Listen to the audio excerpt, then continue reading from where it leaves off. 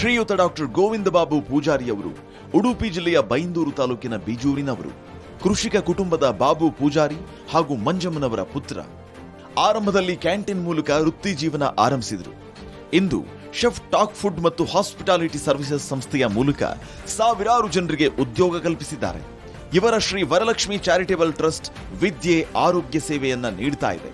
Doctor Govinda Babu ಪೂಜಾರಿಯವರ ಸಮಾಜಮುಖಿ ಕಾರ್ಯವನ್ನ ಪರಿಗಣಿಸಿ ವಿಜಯವಾಣಿ ದಿಗ್ವಿಜಯ ನ್ಯೂಸ್ ವಿಜಯರತ್ನ ಅವಾರ್ಡ್ ನೀಡಿ ಸನ್ಮಾನಿಸುತ್ತಿದೆ.